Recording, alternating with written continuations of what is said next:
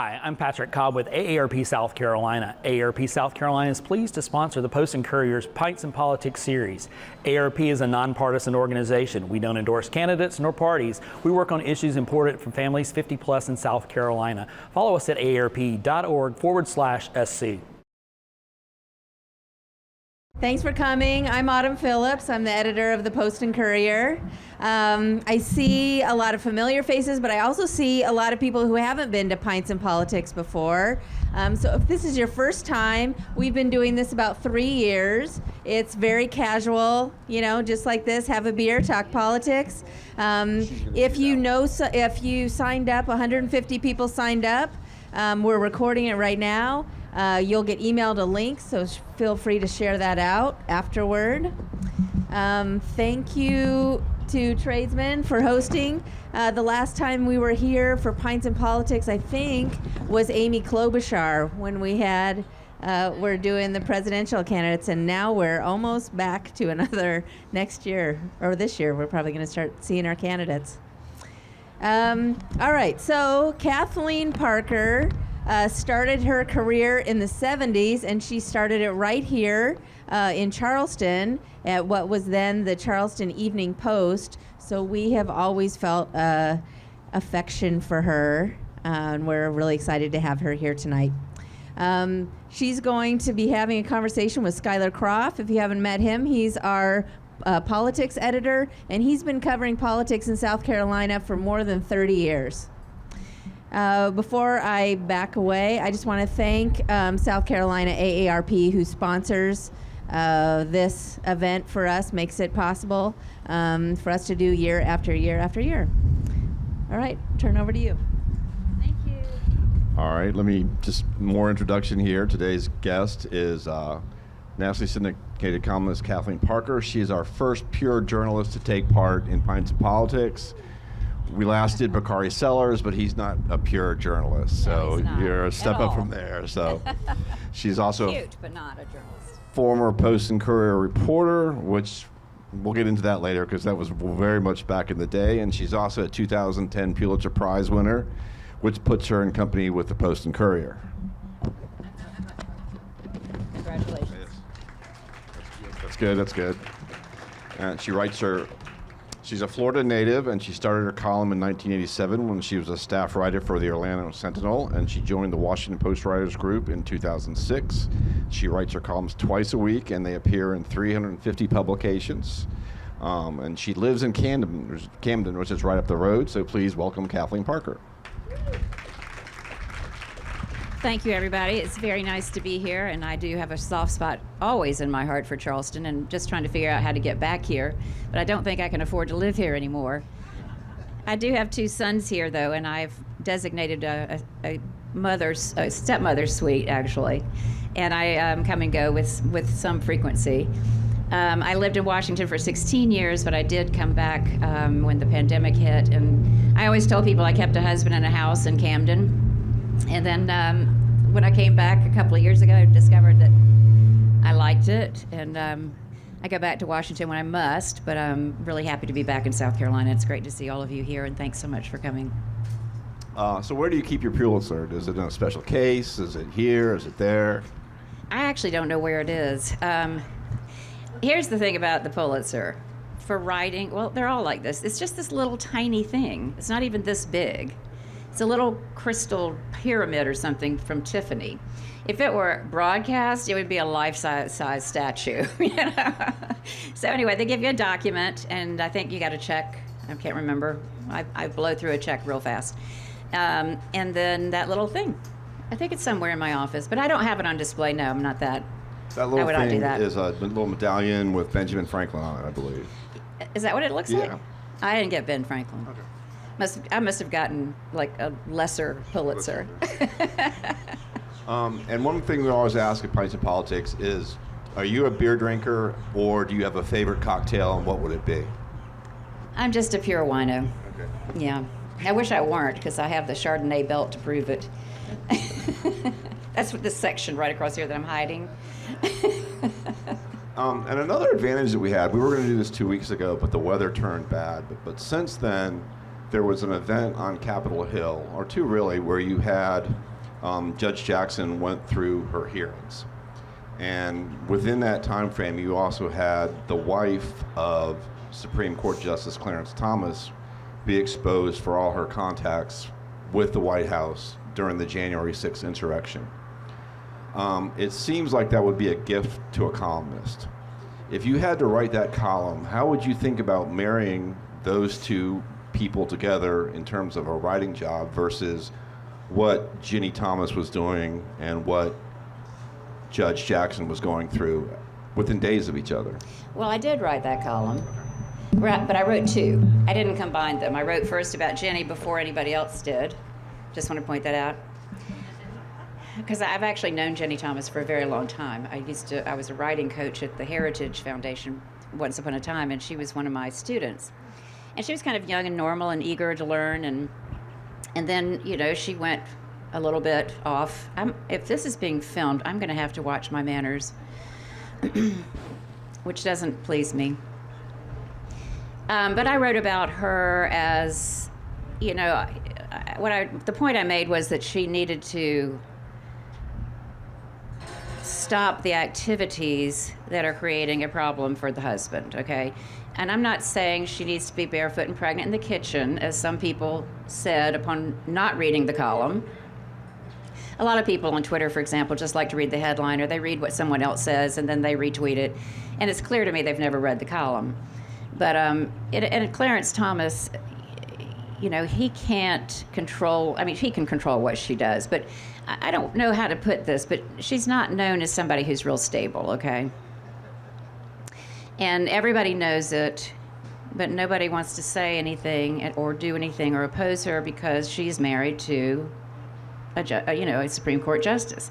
And that is, in my opinion, the reason that she has any status whatsoever. And I think it's unfortunate that that what she has done in her personal activities has created problems for the Supreme Court, not just Clarence Thomas, but if you know, we're all worried about just the loss of faith in the institutions across government, and when Americans start seeing the Supreme Court as something that can't be relied upon to be, you know, neutral as they approach a given case, and I'm sure everybody's tittering right now because nobody really thinks that it's not a political court. I don't think it's as bad as people think it is. I do know most of the justices and know how hard they work to approach each case. And by the way, are there lawyers out here or judges? Every case is, you make a judgment based on the facts of that case. It's not based on what you would like to see it be. But as long as Ginny Thomas is behaving the way she is, then there's always going to be doubt cast upon Thomas's approach to things. Even though I think most of us know pretty much where he stands, I'd like to believe that he approaches things based on the facts of the particular case that's challenging something that he may have, like a Roe v. Wade, he would love to reverse it, but he's not going to be able to take a position that isn't consistent with the facts and the laws that are being, brought to bear, and the argument that's being made. As to what Judge Jackson went through, I don't know how I would combine those two, but I'll tell you, I have a tendency to want to write books in my columns, and I would love to try to do something with both, but my editors frequently calm me down and say, let's just take one at a time, okay? One at a time. Don't do both, because then everything gets a little bit confused, especially since I only have 750 words to make my point. That's not much. It's very hard to write short. I did write about Jackson, but primarily I wrote about our senator and the most loathed person in Washington, Ted Cruz. I know what Lindsey Graham was doing. He was trying to show, due to Judge Jackson, what he felt had been done to Kavanaugh and maybe even Amy Coney Barrett. But it was just a ridiculous display of childishness. I was so embarrassed for all South Carolinians, for the man he used to be, because he used to be an honest, straight-shooting guy that was lovely and likable and hilariously funny, and he should have stuck to that shtick. But instead, he's just grandstanding and, stomping out of the room. I think I described him as the little boy who refuses to take off his Batman cape and then runs out of the room when he doesn't get his way. You see, I'm not as nice as I seem to be. There are two Kathleen Parkers. Actually, I'm not even Kathleen Parker. Parker's my ex-husband's name. But I had been writing on it for so long, I wanted to keep it. And my present husband, up to whom I've been married 35 years, is delighted that it's not his name. So, but Kathleen Parker, you know, the girl that wanders around, just speaks to everybody and I like you and I want you to like me. But when I write, I don't know who writes my columns, frankly. I feel like I'm taking dictation because I kind of go into this fugue state and just the stuff comes out. And then I read it like anybody else would, and I say, well, I kind of like that. And then I think, well, no, that's too strong. You got to. Well, I leave that to the editors. They'll correct the things that are too strong or too off. I'm just rattling on, aren't I? No, let's do this now. Let's go back in time. I thought it was horrible the way they treated her.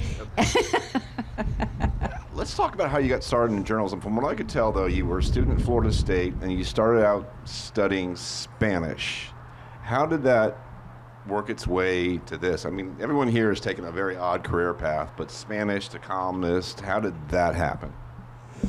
Well, this is a story that, and telling it on myself will surprise some people, I think. But I just kept going to graduate school over and over again because I couldn't figure out what else to do with my life. And so I got a master's degree in Spanish, and then I was accepted to the master's program in dance at Florida State. They had a really good dance department. And I did that for a while. And then I started my PhD in Spanish literature. My specialty was 17th century drama, known as Golden Age drama. And one day, and I had a teaching assistantship, so I had to teach 10 hours a week and then take 12 hours. And I went to my major I was in the library all the time, reading these old books with little onion skin paper pages. I was practically going blind, and I just decided, what am I going to do with this? I'll just have to get a job teaching, and then I'll just regurgitate everything I've learned, and then where is life in all of that? So I just jumped up from the library table and went to my major professor, and I said, I don't want to do this anymore. And because it was in the day, he took a drag off a cigarette, put it down, peeped over his little half-moon glasses, and said, I don't blame you. He said, go out and do something creative. So I dropped out, and I borrowed some money and started driving north on I-95. And I got to the intersection with I-95 and 26. And if I went left, I could go to Columbia, and I'd see my aunt, and she'd have a good dinner for me. If I went right, I could stay with my cousin, who was a pathology professor at MUSC. Well, I ended up doing eeny, meeny, miny, mo, and I wound up in Charleston. It just happened to be the first year of Spoleto. So that's how long ago this was. Whatever year that was, that's when I started. 75, 76-ish. Oh, really? I didn't think I was that old. So I went to the college thinking, well, I can get a job there because I can teach Spanish. I mean, that's all I knew how to do.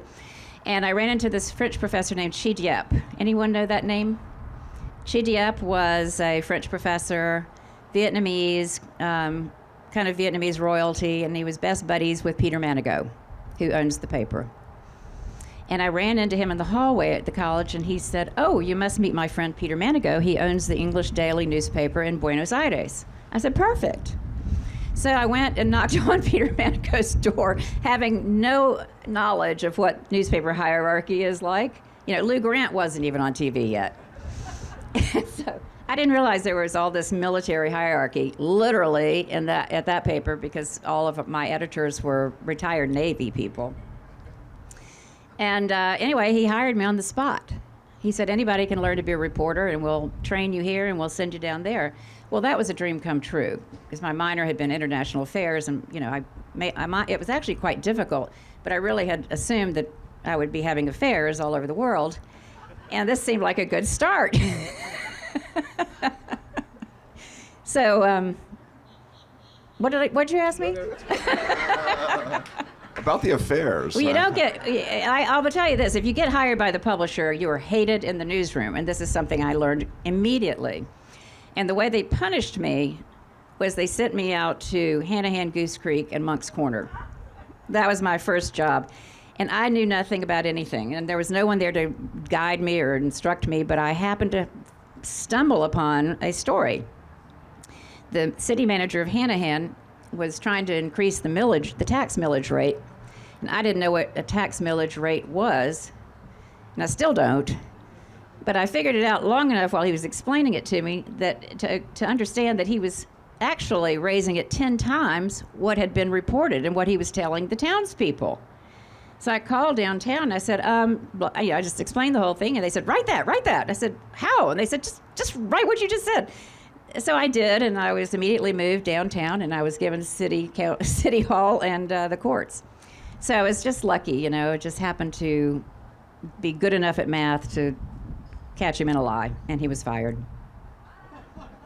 Well, Fourth day on the job, I had that first taste of power, and I just haven't been able to let go.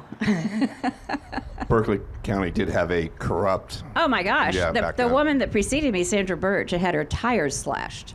Yes, I was glad to get out of there quickly. Well, how did that churn and burn of stories and just getting in the pace of a newsroom add or create or spark your writing craft? I mean, what did you learn about that, too? Because I'm sure that everything you wrote back then is not even close to essential right now. Well, I'll tell you, it was the best training you could possibly have.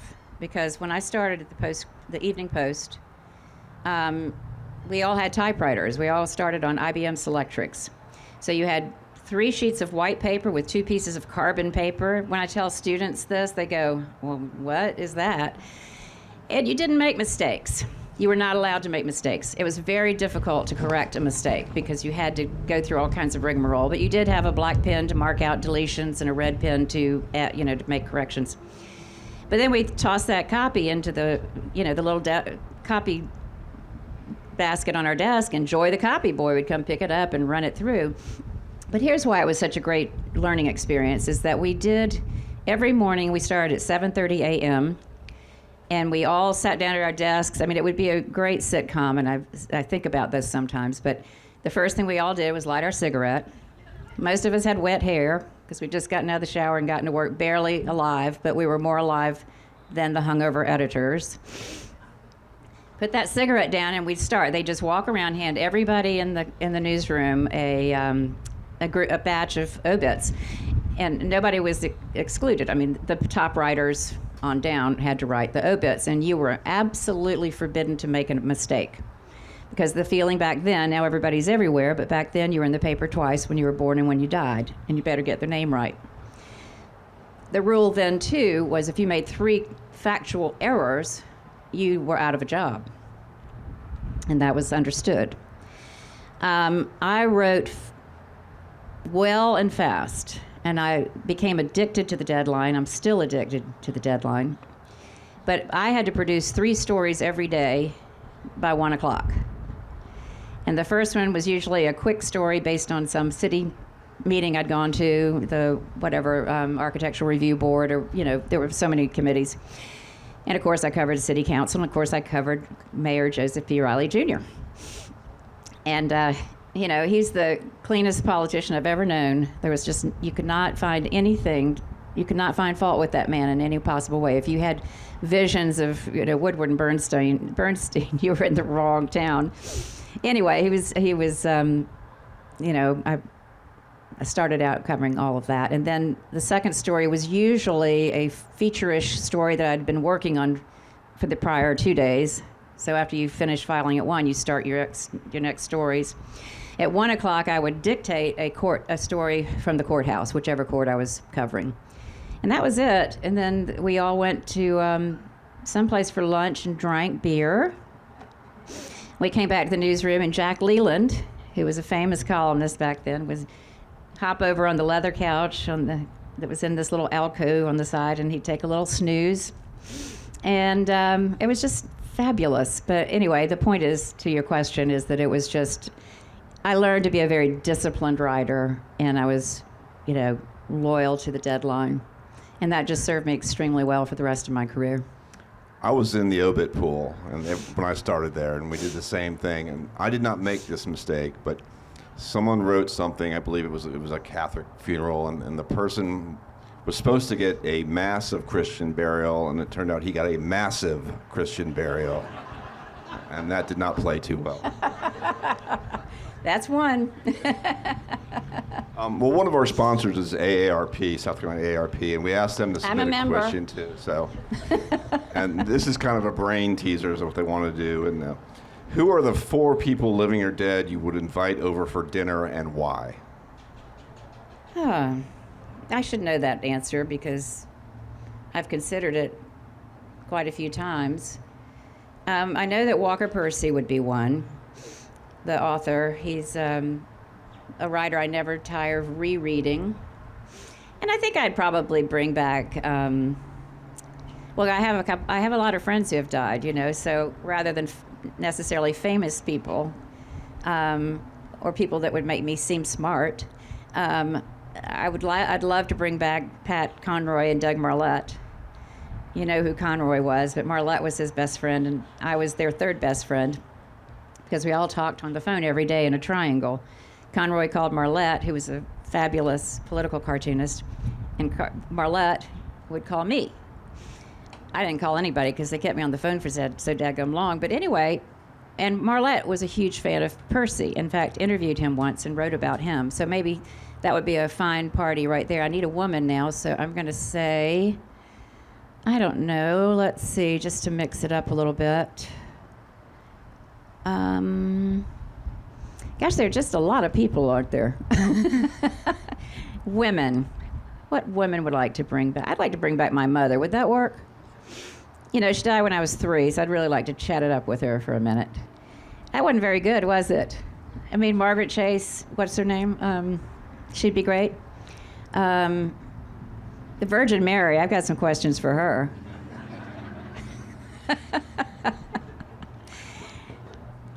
I'm really happy with those first 3. South Carolina has definitely influenced your column selections. Are you writing what you know, or is there just something in the water that just makes it too easy to write about? Well, I write about it because I'm here. And when I was in Washington, I wrote about Washington. I do try to write about things I either know something about or can learn something about in a given period of time. But it's just so, every column I write has to have appeal beyond our state borders. It has to be something that people in San Francisco or San Diego or Tulsa, Oklahoma would find interesting. This is the lesson of syndication. When you're writing for the most papers I was in at my peak, back when people got papers, was 500. So I had to think about the readership that was not just going to get a chuckle out of some local character.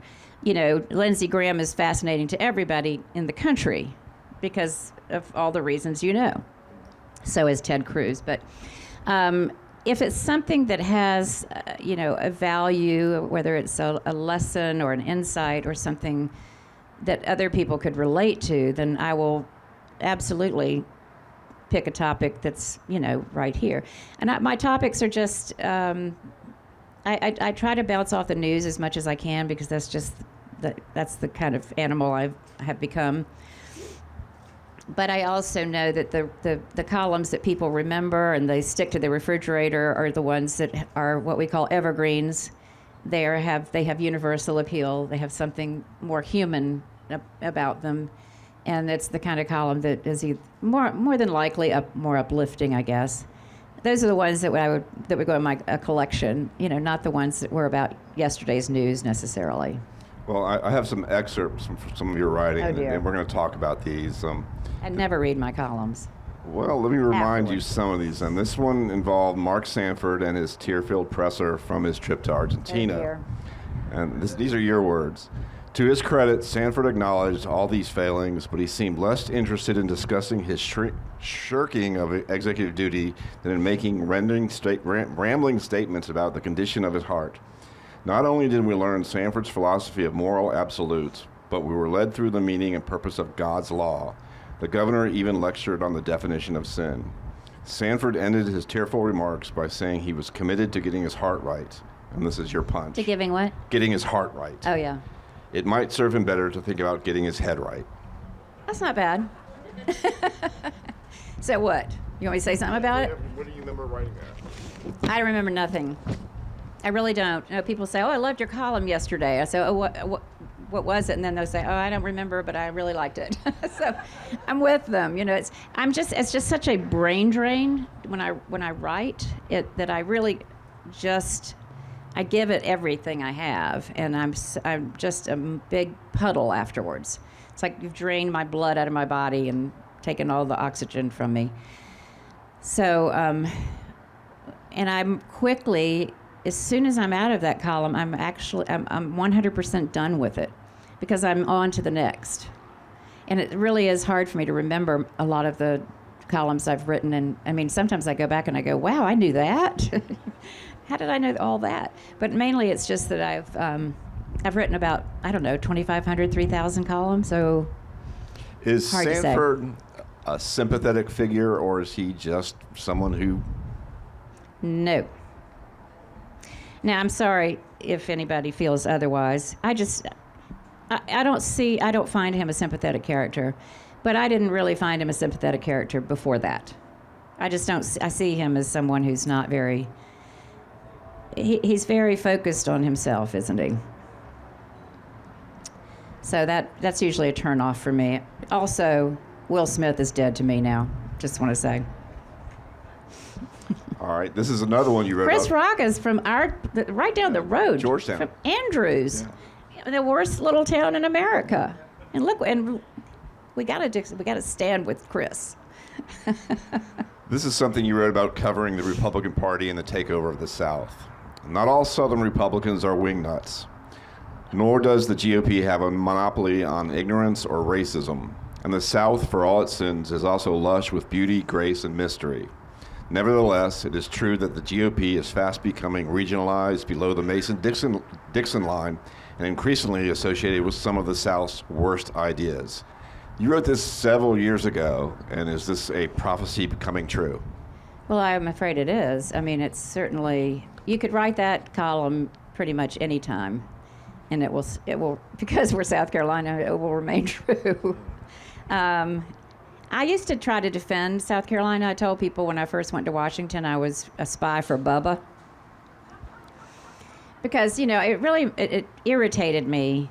This is like 16, 17 years ago when the national media would come in, you know, every 4 years to find like the most ignorant person they could find to sort of be a spokesperson for South Carolina. You know, I always assumed there was probably the Chamber of Commerce must have kept like a stable of these people, and then they would just release them on the town when the media showed up.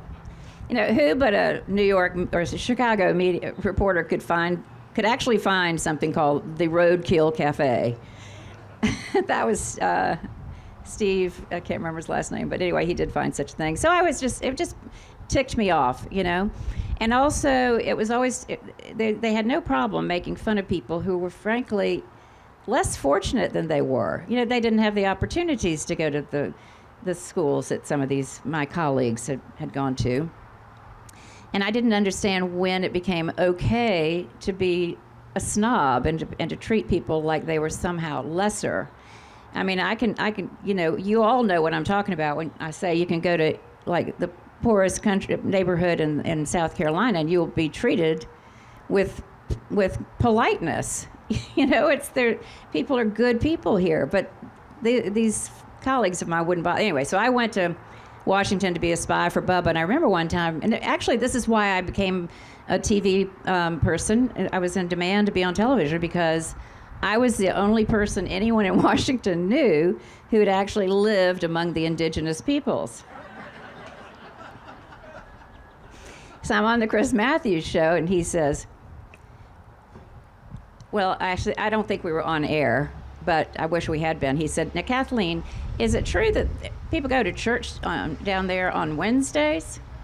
I said, yeah, a lot of people do go on Wednesdays. And he said, well, why? And I said, well, for the beheadings. This was back in the day when beheadings was a thing. You've also written several times about Nikki Haley, sometimes praiseworthy, sometimes not so. Yeah. Let me go back in time. This is from 2019. She had it all, a great personal story as a first-generation American, a likable personality, a solid political record, an uncommon ability to hit the ground running with ease and competence, and a golden opportunity that made her a household name and earned her an international reputation. Then she wrote a book, and she blew it. Don't you love the way I say all these really nice things and then I just shoot them? She wrote a book and blew it. Well, I must have said something afterwards that would tell me what I meant, because I don't remember. I believe it was her latest book where she talked a bit about the Trump years. Well, I don't know exactly what I was referring to, but Nikki's a very interesting person, as I'm sure you would agree.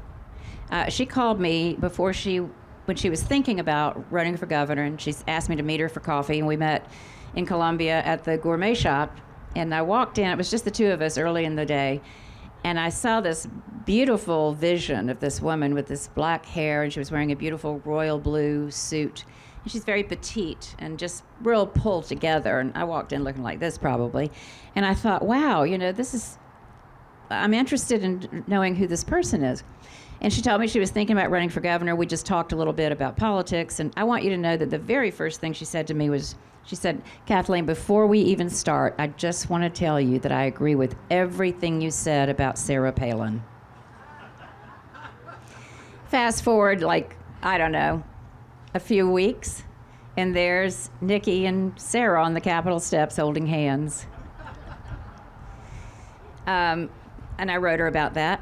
But she'll definitely, she's like any politician. She'll do what needs to be done. And I was real impressed with her when she was at the UN, because I just was impressed with her ability to jump right into a job. And I thought she definitely, she was articulate. I mean, not that should be surprising, but I mean, she just really held her own, I felt.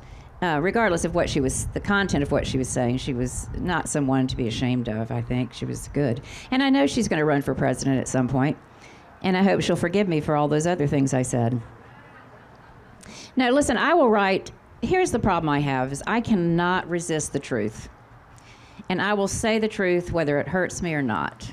And I frequently say things that burn bridges, that cut me off from people who were my friends. When I wrote the column on September 26, 2008, see, I remember this one, but that's my birthday, so I remember it. I wrote about Palin. Are you going to read that one? Yeah, I will. Okay, do it. Just hold off on that one for a second. Okay, I'll save it for later. Well, the rumor has always been that Nikki paid Sarah Palin $75,000 to make that appearance. This I did not know. And I wouldn't repeat it without finding out if it were true. Yeah, that's been chased several times. Yeah, but no proof. And then this is something you wrote about Lindsey Graham and Donald Trump together. Oh, dear. I do remember this one. They also both showmen and may share some mutual respect. Both love to be the center stage, and both seem to have a similar knack for giving people what they want. The President and the Apprentice. Yeah. Well, I think we were all kind of shocked when Lindsey, who had said the most divine things about Trump when he was running for president against him, running during the primary. I mean, he was hilarious when he was down at the children's table and all the things he was saying. He just couldn't have given Trump a harder time than he did. And then suddenly he just loves him. And I've been asked a million times, well, that's an exaggeration. You do know that. A lot. People ask me a lot, what happened to Lindsey Graham? What happened to Lindsey? And I said, well, I don't know. I think my preferred story is that he was trying to stay close to Trump to keep him from being crazier.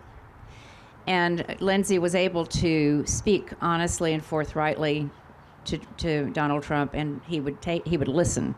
Trump likes Lindsey. And so, nothing's more appealing than being liked by someone. My best friends are people who like me, right? So anyway, I like that possibility. And look, Lindsay's, it's not horrible to be frequently invited on U.S., on the president's plane, fly down to Mar-a-Lago. I mean, you could get used to that, I suppose.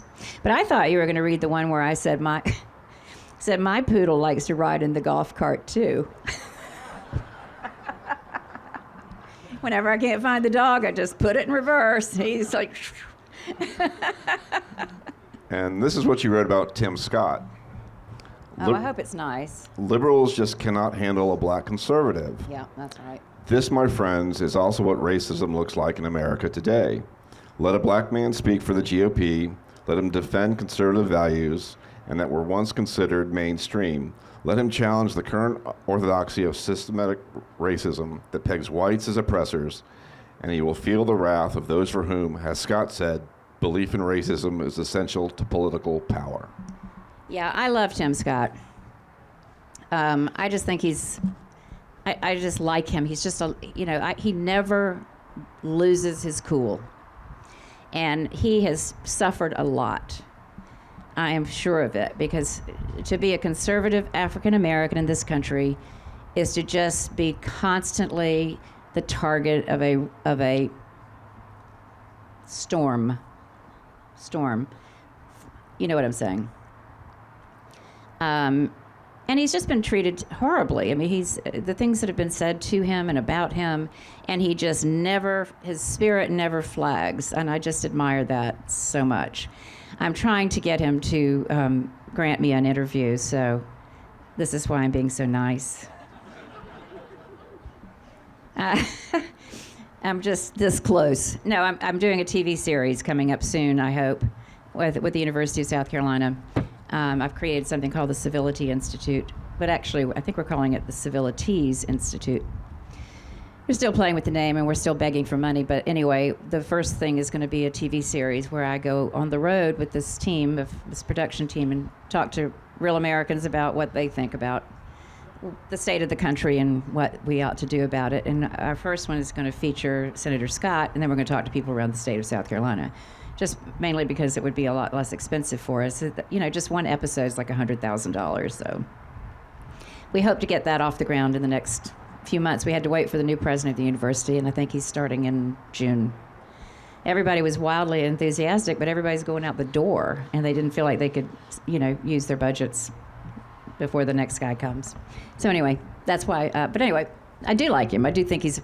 I love his story. I love the fact that he is just always humble and deferential to the people who have helped him. We'll call this the last one, but this is one you wrote about Mark Samford and Thomas Ravenel together. I have a better idea for these two that rids the public of a nuisance and also might satisfy them. Put the two of them in a house together, get the cameras rolling, and document their bro-ish exploits.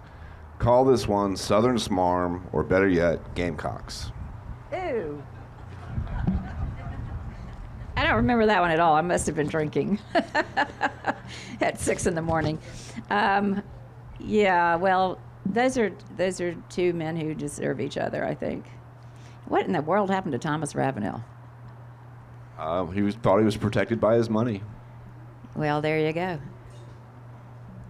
What do y'all think should have happened to Will Smith? Should he have been arrested on the spot? No.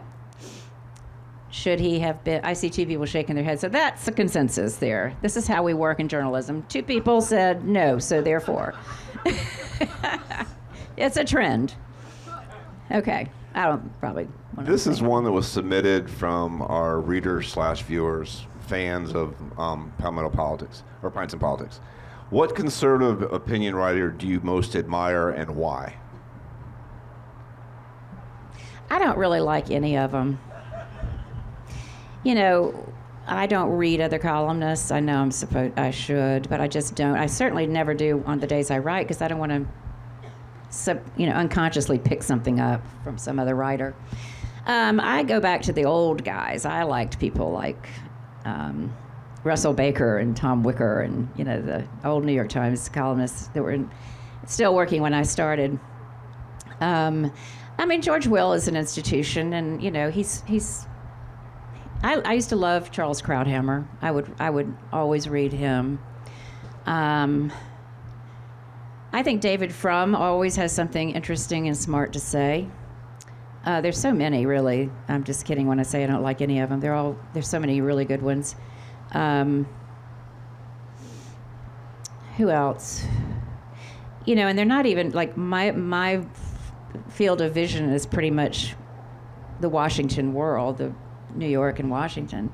But there's so many brilliant writers across the country who are doing great work in newspapers you've never heard of, and many of them are also conservatives. And I don't know if you all think I'm a conservative. Liberals think I'm a conservative. Conservatives think I'm a liberal. So I think that makes me a moderate. I think it just makes me normal. I just would like to write the normal column for normal people. That'd go over big, wouldn't it? How many people would I offend with the word normal? All the abnormals. And we're not going to talk about that. In 2008, you published the book Save the Males, Why Men Matter and Women Should Care, exploring basically everything from the American media, courts, and mindset has moved heavily towards vilifying men. Does the book hold up today, especially in this age of Me Too? I could not write that book today. I started writing it in about 2006 and a half because it was published in June 2008. Terrible time to publish a book of any sort because everybody was so focused on the presidential election, waiting for John McCain to pick his running mate, and expecting this fellow Barack Obama was just slaying the world and holding everybody's attention. So yes, I think the argument, I was way ahead of the curve on that. I think it's more true now than it was then. Men don't feel that they're under assault, but it's a very well, no, that's not true. A lot of men do feel very much that they've been denigrated in the sort of media, but most healthy men don't care. They're kind of like, who's paying attention to that nonsense? Well, unfortunately, a lot of people are, and the culture has changed dramatically, and it's all been go, go, girl, go, go, girl. And I'm all for that, of course, but I raised 3 sons, and that's when I was looking at the world through guy goggles, as I put it in the book. I saw a lot of sort of attitude and lessons and, things that were being communicated to my little guy that were absolutely coming out of a feminist playbook and were not, I wanted to say, well, it's not his fault, he didn't do it. He's an innocent little 5-year-old. Shut up. There were teachers who were just objectionable. And my middle son, he had to rewrite a paper for his English teacher because it didn't say the right thing. It said what he thought. They were trying to interpret a book or something. But that's just, those are just my, small snippets. But yes, I think generally speaking, that book is still absolutely true. And I was, my good friend Doug Marlette died in the middle of that book, so I really kind of suffered through the rest of it, and I'm not sure I could ever look at it again. So it was very hard to write without my muse. Well, it also sounds close to the phrasing that went around when Shannon Faulkner was trying to get into the Citadel about saving the males and the future of malehood. Well, I stole the name. Well, it was on the bumper stickers, Save the Males. Well, at that time, I was against the integration, gender integration of military schools because I felt that, well, first of all, I believe in single-sex education. I think it's very valuable for certain people. I don't know why we all have to be exactly the same and do everything exactly the same way.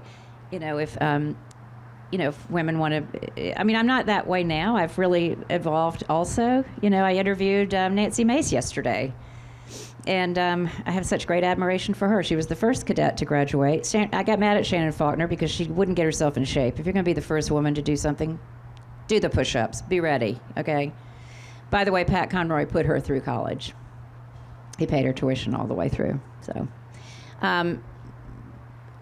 so I still think single-sex education is valuable, and I think it's unfortunate that all these schools have had to give up their traditions. And I mean, I sent my son to a little junior prep school, and it was the best thing I ever did for him, because he was able to be a little boy, and where boy behavior was honored, and where the men knew how to communicate with boys, and they weren't always being compared to girls or being dosed with drugs to calm them down because they're boys and they act differently than girls. I mean, girls are the superior sex. We know that.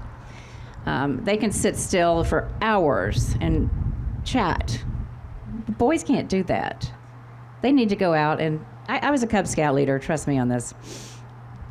There were two of us, Judy Sullivan, who was a psychologist, who's actually mine, and I thought she'd be good to have along, but our boys were friends, and so we were a Kayla Sullivan and a Kayla Cleveland. And Judy would say, all right, boys, let's all take our seats. We're gonna make lanterns today. And the boys are like swinging from the rafters and not paying her any attention. And I'd say, well, I don't want to yell at y'all, but I would say very sternly and very loudly, get your little butts in those chairs right this minute, or I'm gonna cut your throat. And they'd plop down and look at me with love in their eyes. And one of them even said, I wish you were my mom. So I don't blame you, hon. But no, it's just the boys are very different than little girls. Judy was talking girl talk, and I knew how to talk to boys because I was raised by a man. And I raised 3 boys who are awesome. Well, let's fast forward now. We'll go to the Palin Column. And this was, I think you got some blowback from this from other Republicans. Oh, you think? If BS were currency, Palin could bail out Wall Street herself. I always liked that one. If Palin were a man, we'd all be guffawing, just as we do every time Joe Biden tickles the back of his throat with his toes. And this was, 15, 20 years ago. Nobody took Joe Biden seriously in Washington, ever. But because she's a woman and the first ever on a Republican presidential ticket, we're elected to say what is painfully true. Yeah, well, I wrote that column. This is the one that ran on September 26, 2008, and I wrote it after the third interview. Well, the third interview was the one with Katie Couric. You probably remember it. And when she was asked what she reads, and she says, oh, everything. And she said, well, like what? I mean, you read newspapers? And she said, yeah. And anyway, I don't know what happened in that moment, but it seemed to me clear that this woman was not quite ready for prime time. And I'd actually been quite generous with her after she gave that fabulous speech at the Republican convention in Philadelphia, I think it was. I was there, and I thought, she's got it. She had presence, she had pizzazz, and she was just refreshing. She was just such a, out of nowhere kind of amazing little smart aleck, with a wink. And anyway, that's only good for so long as we learned. And I felt like it was, everybody in Washington was saying what I was thinking. And my bad habit is to always write what everybody is thinking and wouldn't say. And so I think I got 20,000 emails in response to that column. A good many of them were not very nice. I lost speeches that I was scheduled to give. Had a speech that next week at the Heritage Foundation that was canceled. Any number of things happened in response to the column because the Republicans felt like I was a traitor. And I've said all along to anybody who asked, I said, I'm on nobody's team. I'm not on your team. I'm not on, I'll write something every now and then that you may like, but I'm going to still, this is what I meant while I get myself in trouble because I just cannot resist the truth. So I say the thing that is so obvious. And I don't know why that was such a problem for everybody. I did go to the White House that next week. Here's another reader question, and it kind of just flows right in when you're talking about your programming up at USC. This was also the most popular that we were given that came from people that are fans of the show. What can be done to bring back civility to Congress and government?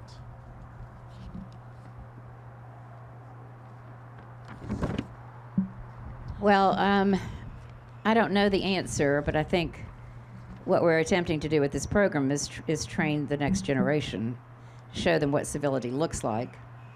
And there has to be pressure on people who can't seem to express a thought without vilifying someone or using profanity.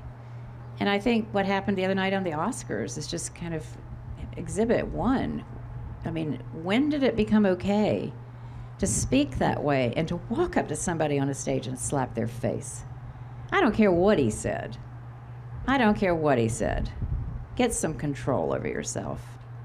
And we got to start electing better people, and we have to have term limits, because when people stay in office for too long, they begin to think they're gods, and they think they can do whatever they want. There you go. I mean, it's time for Lindsay to go home. And, you know, I mean, people are really getting tired, too, of the geriatric oligarchy, right? I mean, I'm 70 years old, so I'm not, you know, I'm all for being productive through your golden years, as they say. But, I mean, look at these people. I mean, Grassley and Pelosi and our President Biden. I can't understand what he's saying half the time.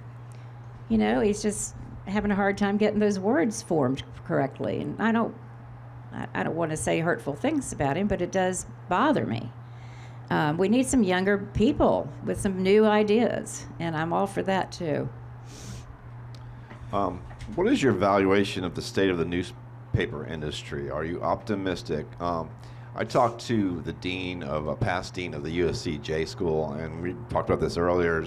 People are just not going into print journalism anymore. They're just not getting into it. The money's not there. The future's not there. The paper is not there anymore. Yeah. So, what are your thoughts about the future of the writing as an industry? Well, I would. My knee-jerk response is I'm not optimistic at all, because newspapers are folding as subscriptions go down. But yet, you know, every small town has a newspaper, and it's important to the community so that they know what's going on. The biggest harm is to local communities and states who don't know what their representatives in Washington are doing, because they no longer have people serving in bureaus up there to report back home. However, that said, you know, journalism is still happening. They're just different venues.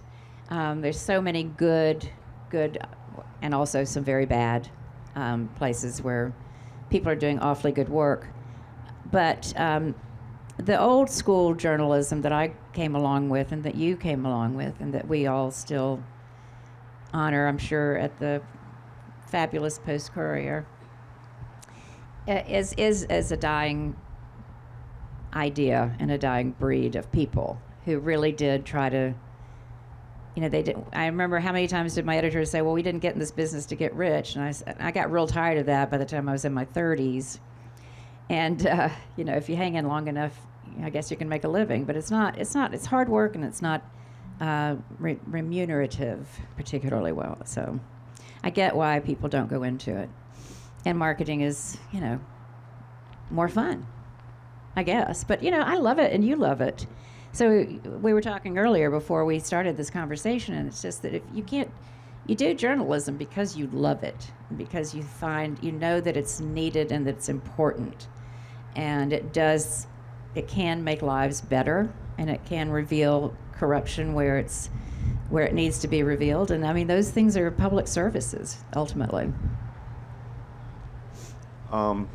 This question gives you a little bit more freedom to answer. What person or people have you interviewed did you find to be striking for their honesty and true commitment to public service? Maybe you felt someone you felt was under-recognized, and why? Wait, someone I've interviewed Yeah. who has all those qualities that wasn't recognized.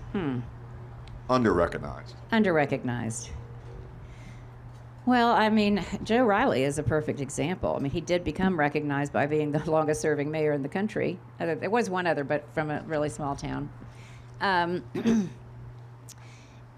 But, you know, he was certainly one of those public servants who really wanted to do good for his community. And he was then serving as mayor in a racially split city council.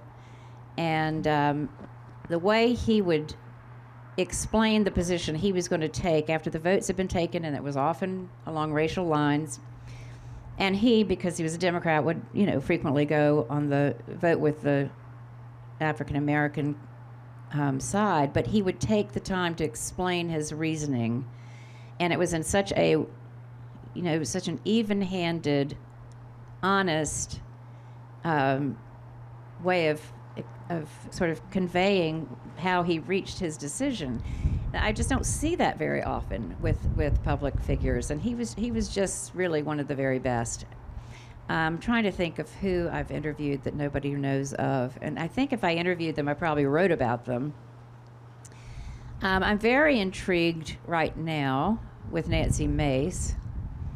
I don't know how you all feel about her. You elected her, but I just tell you this. Talking to her on the phone yesterday, I was writing about the medical marijuana bill that's being considered here in South Carolina, and I support it.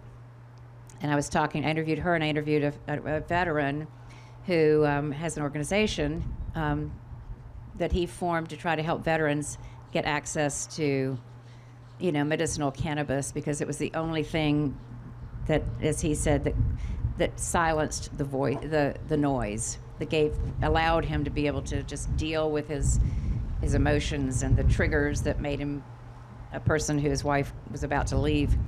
Anyway, but Nancy had just, she just came back from Poland, and I will just say that she talked too fast for me, but she was just super smart and articulate and fluent in facts, and knew, had some very strong positions that she supported with, what else she said. Anyway, I just thought she was impressive, and I hadn't ever had that conversation with her before. I'm sorry, I can't really think of anyone. I've interviewed people that are pretty well known for the most part.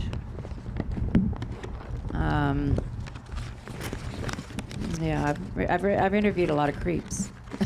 I can tell you about those. Sat next to Elliot Spitzer on CNN prime time. I could tell you about that. Actually, I'm still in recovery. Brings us to the end now. So we're going to do something here. First of all, we're going to thank you all for coming. And again, this was our first live event of the year. We will keep you posted for who our next victim is going to be, but we'll publish that and let you know. I want to do it again. We'll be happy to have you. Get on our email list, watch our website, sign up for everything. We want to thank tradesmen especially for bringing us back here. We were here back with Amy Klobuchar, and it rained, but we still had 300 people very close together, so it was good. And thank you AARP as well, too. They're our sponsor, and they've been with us since the beginning, so that's good. So what we're going to do now is just kind of a speed round where I'm going to fire some questions at you, and you just answer quickly, not a lot of explaining to do. No rambling, is that what you're saying? No rambling. We'll do this quick. Oh, darn. All right. Hemingway, Faulkner, or Fitzgerald, and why? God, I love them all. Okay, I'm going to say Faulkner, and the reason is because when I was in the 11th grade and reading, oh my gosh, I'm having a senior moment. I almost made it through. Anyway, Verbena was involved. Anybody know? Verbena. It's a long story. I can't even tell you, but reading Faulkner changed my life and made me a writer. Molly Ivins, Maureen Dowd, or Anna Quinlan? Say that again. Molly Ivins, Maureen Dowd, or Anna Quinlan? Oh, I loved Molly. Molly Ivins, because she was just a shit kicker, and she was just one of a kind, hilariously funny, smart, and she could say the things that I never would be able to because I'm too polite. Best advice for someone going into journalism today? Well, I'll give the same advice that was given to me by our friend. We had the same editors, can you believe it? Even though he came 10 years later. Those guys just wouldn't quit, would they? Nielsen took me in the library, or the little conference room, and he wrote the word assume on the board. And he said, you know what that means? I said, yes, it means assume. And he said, well, no, never assume anything. Because if you do, it makes an ass out of you and me. Isn't that clever? I hated him right then. But never assume. They always, the funny, the adage is, If your mother tells you she loves you, check it out. Does Trump run again, and does he pick Tim Scott as his VP? I don't know. I don't know what that man's going to do next. He might try to run again. I don't know whether he'd pick Scott or Nikki. But he also just might pick somebody completely unexpected just to continue his pattern of being a jerk. You know, I mean, he might pick somebody you wouldn't expect. Like, well, Mark Meadows will be in jail, so you can't pick him. That was a fun run. He should pick Tim Scott, but I don't think Tim would want to work with him. But Tim wants to be president, so probably. Yeah. What's the greatest column you never got to publish? There are quite a few. I've never had so many columns killed as I have in the past couple of years. And it's, is this going to be published? Okay, never mind. I would say that there haven't been that many. I mean, you know, maybe 3 or 4, which is a lot, because nobody ever killed anything I wrote because I was syndicated and they weren't my boss. But I would say that sometimes when you trespass on other people's turf, you find out that you're trespassing. All right, we'll leave it there. Thank you all. Thank you. Thank you all. Enjoy talking to you.